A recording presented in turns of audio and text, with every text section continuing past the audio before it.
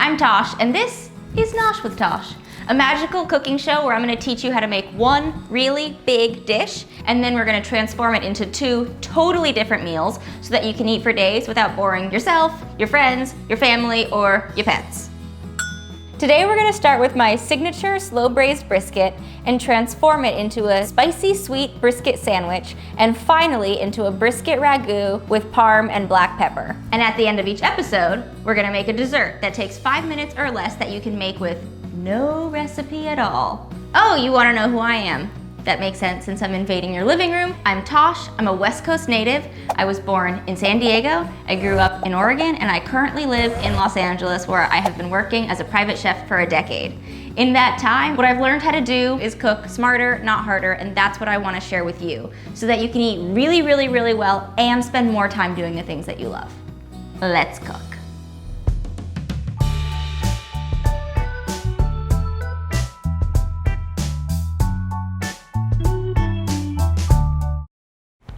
Brisket is one of my absolute favorite dishes to make. There is nothing to me that says, I love you to yourself, your friends, or your family, more so than making them a delicious brisket. And this is the recipe that was passed down to me from my mom and from her mom, and it's really dear to me, so I'm excited to show you how to make it. First thing you're gonna need for a brisket is snowflakes! A brisket. So I have here 5 pounds of brisket. Ha ha ha.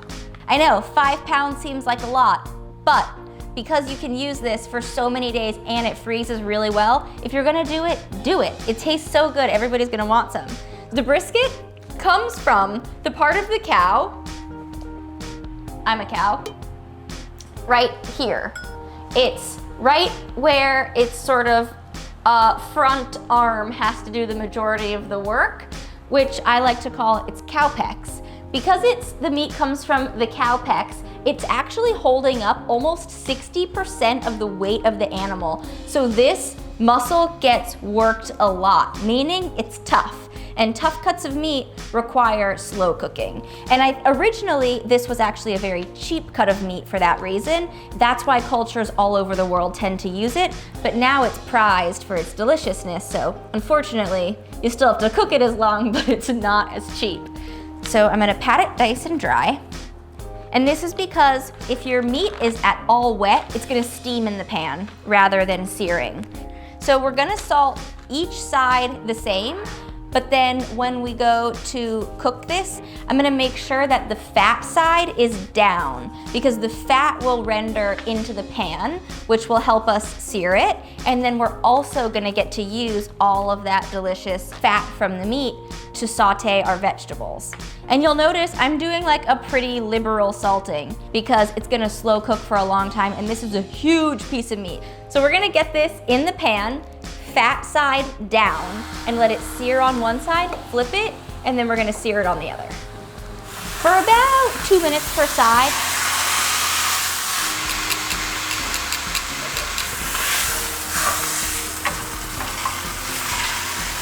Oy, oy, oy, oy. Once your meat is nice and seared on both sides, meaning you've got some good golden browning going on, you can pull it out of your pan. Whenever I put it down into my pan, I make sure the fat is up so that the fat can melt and render into whatever you're cooking rather than just getting lost. And do not wash this pan. This little fat that's left over and the little scrapey bits on the bottom is sauce gold. We're gonna use the traditional mirepoix, carrot, onion, celery. Carrot, celery, onion, celery, carrot, head, shoulders, knees, and toes. You'll notice these are cut in pretty big chunks. This is gonna cook for so long. These are basically gonna turn into just absolute mush. You're not really going to eat them in the end, so just keep it easy. So we got our onion, and I'm just gonna kind of quarter it so that it's small enough to fit in the pan, but big enough so we end up with some good chunks of onion. Because these onions do end up being supremely delicious. So you're gonna want to eat them. Carrots, not so much. Onion, yes. And then for the celery, you really only need 2 stalks, but this celery is getting really limpazored, so I'm just gonna use all of it. But again, these are just flavoring agents. In the end, you're not really gonna eat these 2. So the pan is still really hot from the brisket. I turned it back over a medium heat. So I'm gonna just take them by the handful. And while the vegetables are sauteing, I'm just gonna put this in the pan. And let's talk about the star of the show, me. Just kidding, it's the dried fruit.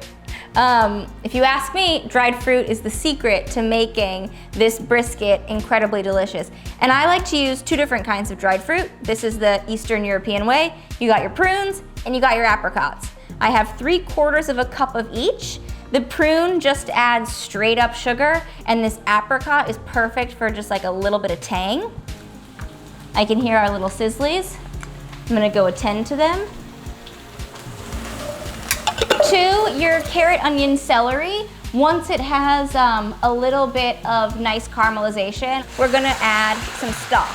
Start with about 2 cups of beef broth. We're gonna use this to deglaze the pan, meaning we're getting up those crispy bits on the bottom that are delicious. So once you've done that, you can add it into your meat. Next, we're gonna add some wine. You can add any red that you like. My favorite is a Cabernet Sauvignon, and I like it because it's got like a lot of deep cherry notes that really stand up nicely to the meat, but it's also a relatively acidic wine, so as it cooks, it still maintains a lot of flavor. Don't spend too much money on your wine, but if it tastes bad when you drink it, then you wanna get a different wine. This is quite good. This is $9. Hoi, hoi, hoi, hoi. I'm adding 2 bay leaves, bonk. And then the final step is the bedtime cover. I forgot to mention that our oven was preheated. How should I handle that? So I'm gonna put this directly into my preheated oven. It's at 300 degrees, which is the perfect temperature to let this go for 6 hours. That's right, we're going low and slow, and that is going to make the most tender brisket. We're all at home, so you know, it doesn't really matter. What else are you doing? Let it slowly cook. Your house is gonna smell amazing. Tasty. Okay. Magic of TV. 6 hours later, doot, doot, doot, doot, doot, doot, doot, doot, doot, ding. It's done.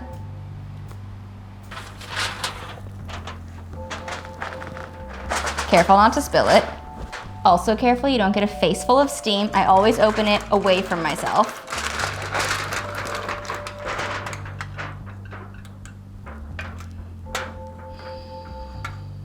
Can you see that steam? You can see the vegetables are basically nothing, and it smells so good. This is actually gonna go in for a second bake at a higher temperature, so you're gonna wanna make sure your oven is now at 350 degrees. Excuse me. It's so incredibly tender from its long cook that it will probably start to fall apart, but that is okay. Mine's already in like multiple pieces. So I let this sit out for about 15 minutes. You wanna try to not cut your meat as soon as it comes out of the oven, because we wanna give it a minute to let the juices sort of like rest inside of the meat. In order to help it from falling apart, I cut it on the bias, meaning we're going against the grain of the meat. And as you can see, it's like redonkulously tender. Can you see it? Yeah, that's great. Okay. Once your brisket is cut into all of its slices, you're gonna lie the slices back in the braising liquid, and we're gonna put it in the oven one more time, just for 30 minutes, just to really make sure that we're getting all of the juices into each and every slice. So we're gonna go back in the oven one more time, and then I promise you get to eat it for the next 3 days. And now is the moment we've all been waiting for, when we take the brisket out of the oven for the final time. For dramatic effect, I used my kitchen towels. Now I need to pick them back up and use them to take my brisket out of the oven. Oh yeah. She is a beauty. You can see putting it in for the second time really helped the center of the meat get like a nice golden color. Some of these pieces started to get like a little bit burnt on the top, so you'll have some differentiating textures there as well. I'm looking for some of my fruits. They're all like so melty, melty, wilty fruits. Oh boy. To finish our beautiful brisket, I'm gonna chop a little bit of parsley just to add like an extra little bit of an earthy flavor, and a lot of fresh cracked pepper, a little bit of sea salt, and then the very last thing that I like to do is spoon a little bit of the liquids over it. So night one, you can have it with sauteed mushrooms, you could have it with roasted root vegetables. There's truly no wrong with this brisket. You're going to die when you try it, and then we're gonna turn it into the brisket sandwich and the brisket pasta. So this is gonna last you days. They're gonna be the happiest culinary days in your house, I promise.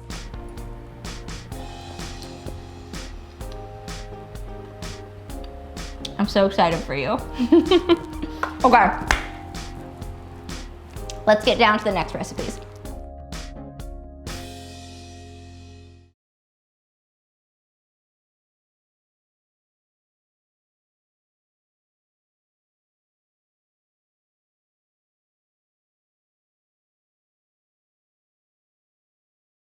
This is going to be the first transformation of brisket. We're turning it into a brisket sandwich that can make any bad day into a great day, turn an enemy into a friend. It's just that good.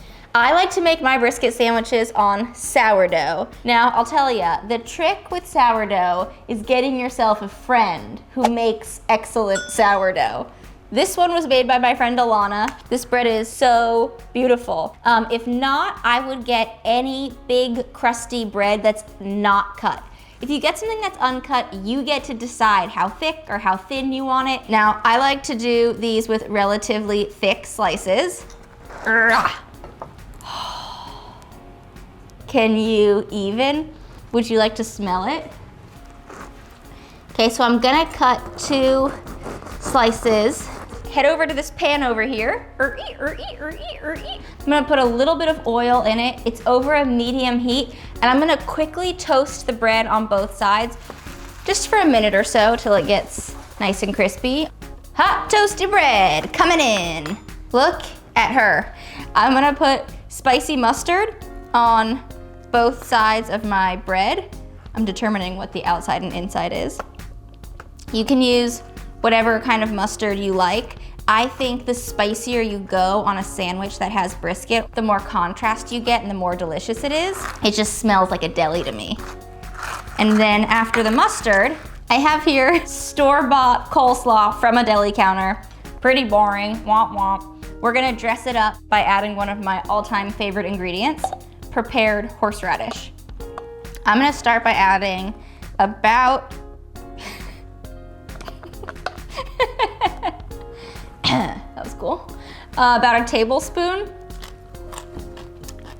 I love horseradish, so 1 more. The brisket is room temperature, which is how I really like it for a sandwich. And then you just lie on some nice thick slices. And if you want to hunt for some fruits, I don't know if I have any. Ah, I found one. I found a prune. And I believe I found an onion. Whew, that's gonna be good. I feel like I'm digging for treasure. I'm gonna put a generous layer of coleslaw on top of our meat. Woo, woo, woo, woo, woo. Put that top slice on, cut it however you like, and then we reveal.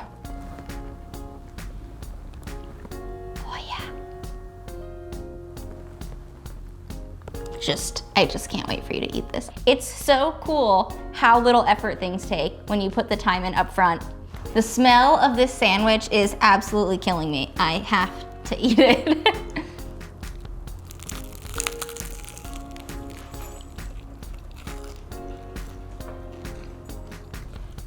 The combination of the sourdough, the spicy mustard, the like really well-cooked sweet brisket all together, this has gotta be one of the greatest sandwiches of all time. If you don't trust me, you'll have to make it yourself. I can't believe I have to part with this sandwich so that we can make another dish. One more bite. My final trick of the day shall be transforming the leftover brisket into a brisket pasta. This is one of my all-time favorite ways to eat brisket on the third or fourth day. So we should make it. The first thing we're gonna do is saute this onion. It's gonna be a relatively rough dice. This is just a perfect. I'm gonna add it to the pan here with about 2 tablespoons of oil, a nice pinch of salt, and just start cooking them down. And then I like to add to that mushrooms. You could add whatever kind you want. I have these unbelievably stunning oyster mushrooms from the farmer's market, but I've made this a zillion times with shiitake mushrooms. Whatever you have is gonna be great. Because they cook down so much, I usually just kind of rip them off whole. Oh, look at this one. Look at this. Isn't this incredible? So I have these torn up into what I would consider my preference of bite size. And now I'm gonna add them into the pan with the onions. And we're gonna let them condense, get some nice golden brown on them. Okay, when I'm picking a pasta out for brisket pasta, I like something that's a little bit heartier. I like something that has like the little wiggly edges so the sauce has like little nooks and crannies to hang out in. Now, if you want your pasta to taste restaurant quality, there's a trick. And the trick is pasta water. That's right. The starchy pasta water that you cook the pasta in is the secret to making your sauce and your pasta adhere to each other and make like a really luxurious texture. I'm gonna add a generous hit of salt and then add in however much pasta you wanna cook. Give it a nice stir so none of them are stuck. As our pasta is cooking, we can add in the next ingredient, leafy greens. You want about 3 cups of whatever it is that you're gonna use. And I'm gonna chop them just so that they're small enough to be bite-sized. And then as they cook down, they'll get even smaller and they'll become a nice part of the sauce rather than like a giant hunk of kale. I'm gonna add this into the pan with the mushrooms and the onions. The kale's gonna take a little bit of time, like 5-6 minutes to really cook down. You guys, timer just went off for the pasta, so before you dump the pasta water, don't forget, you have to save some. So I'm just gonna take my mug and dip it right in to collect at least 1/4 cup of pasta water. Got some guys who didn't wanna come on this pasta adventure. You don't want to rinse it. We don't wanna like get off the beautiful salty water on the outside. So we're gonna let that sit just for another minute. Now I'm gonna add our most prized possession, special ingredient, probably 2 cups of brisket. So I'm just kind of smooshing it up with my hand. And then as much sauce as you've got, the more brisket liquid you have left over, the better. And then we're gonna finish it with the pasta water. Toss in all your noodles and try to mix it without getting them everywhere. A difficult task. I like to finish it off with something that's bright and acidic. So that is gonna be this lemon. Gonna add some pepper. Pepper. Okay, that seems good before my arm falls off. Check her out. To finish off, I'm gonna add a little more fresh lemon juice. I like a little red pepper flakes, some fresh cracked pepper, and our final addition, our Parmesan. Oh, baby. Again, we made this brisket 2 or 3 days ago. You just boil some pasta, add a few vegetables, and you have something that is so new and different. This one is gonna be a home run in any home, guaranteed. You have to try it. You know, I mean, that looks ridiculously good. All right. Now that I'm entirely stuffed with brisket, it's time for the final bit of our episode where I make a dessert in under 5 minutes with no recipe at all. It's the best kind of dessert. So today we're gonna make chocolate covered fruit. I know what you're thinking. Who needs a recipe for chocolate covered fruit? That's why there is no recipe. I love doing this because you really get to experience like the fun bounty of what's in season. So for little apricots, as long as they're not too ripe, you could just run your knife along the seam and then tear it open, and your seeds should come out really easily. With peaches and nectarines, some varieties are freestone, which means the stone separates really easily, and some are not. So it's really like you cut into it and you find out. Nope, that's not gonna happen. So instead I'll move my knife around where the pit is. I just cut them into bite-sized pieces, whatever you'd want to pick up and eat. And I also just invested in this cherry pitter. I thought it would be fun because then if we chocolate dip them, we can leave them on the stems. So let's see how it goes. Hey! That's pretty cool. So fun. I'm gonna dip them in chocolate. I also have some topping set off to the side. Got some cacao nibs, some coconut, some pistachios. I've got some dark chocolate that I just melted in the microwave. And I'm just gonna dip them in halfway and put them on this piece of tin foil. That way I can stick this in the freezer. So do a little dip, grab as much chocolate as you want. And you wanna put whatever you want on it relatively quickly because they will start to harden. And then you keep going. Do a little dip, make a little topping. Dessert tonight. Oh. Maybe I should two-hand it. Oh yeah, these are cool. Okay, well, it's pretty full, so I shall just eat the rest of this fruit. And this I'm gonna put in the freezer. These look fine. Check out our fruit parade. As you can see, they come up no problemo. And if we had done them just on the plate, this would not be a pretty sight. What fun. And that is your dessert without a recipe. Check out how easy and amazing this is. It's like, who would have thought some chocolate and some fruit would be so fun? This has been such a pleasure. I'm sure you know by this point, brisket is incredibly near and dear to my heart, and it has been so fun to share my recipes with you. Before we say a fond farewell, I wanted to let you know I'm doing something special just for you. A weekly mystery nosh. It's a chance for you to win prizes from me on Instagram. You enter just by making all the dishes that we made here today together, which you were gonna do anyways. Take photos of them, post them on Instagram, make sure to tag me at Nosh with Tosh. And before our next episode airs, same time, same place, next week, I'll pick a winner. I hope it's you, and I so look forward to seeing you next time. Have a great day.